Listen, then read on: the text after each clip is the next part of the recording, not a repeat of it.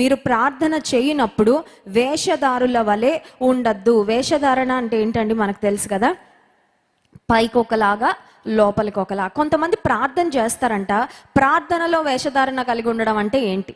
ప్రార్థనలో వేషధారణ అంటే ఏంటో చెప్పమంటారా? చిన్న ఎగ్జాంపుల్, మన శత్రువుని మన పక్కనే ఉన్నారనుకోండి, వాళ్ళని దీవించు అని బయటకు ప్రార్థన చేస్తారు, కానీ మనసులో మాత్రం అబ్బో వాళ్ళకి వద్దు ప్రభు, ఆశీర్వాదాలు వద్దు, దీవెనలు వద్దు, వాళ్ళు నన్ను అంత బాధ పెట్టారు, ఇంత బాధ పెట్టారు, వాళ్ళు క్షీణించిపోవాలి కానీ వారు మాత్రం వర్ధిల్లకూడదు. కానీ పక్కన ఉన్నారు కాబట్టి, సే ఫర్ ఎగ్జాంపుల్ ఒకవేళ కోడళ్ళు కొంతమంది ఉంటే, అత్తగారు పెట్టిన పోరుకి, అత్త పెట్టిన బాధలకి ఆ ముందేమో అత్త నువ్వు చాలా బాగుండాలంటారు, కానీ మనసులో ఏమో వేరేలా కోరుకుంటా ఉంటారు. ప్రార్థనలో వేషధారుల వలె ఉండొద్దు అంటే ప్రార్థనలో పైకి చేసే మాటలు ఒకటి, బట్ అంతరంగం కోరుకునేది ఒకటి.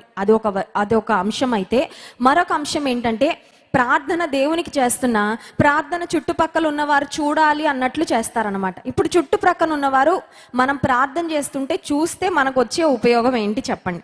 What will happen if people observe us when we pray? కొంతమంది తాము ప్రార్థన చేస్తున్నామని ఇతరులు చూడాలి అనుకుంటారు, ఎందుకంటే నేను చాలా ప్రార్థనా పరుణ్ణి అని అందరికీ తెలియాలని.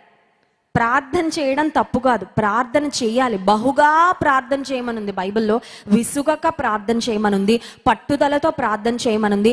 సమయమనక అసమయమనక పగలు రాత్రి ఎప్పుడైనా సరే ప్రార్థన చేయొచ్చు, దేవునికి మొరపెట్టుకోవాలి అని ఉంది, కృతజ్ఞతాపూర్వకంగా ప్రార్థన చేయమనుంది. కానీ ఈ ప్రార్థన అంట మనం ఏదో ప్రార్థనా పరులం అని ప్రజలకు చూపించుకోవాలని చేయకూడదు.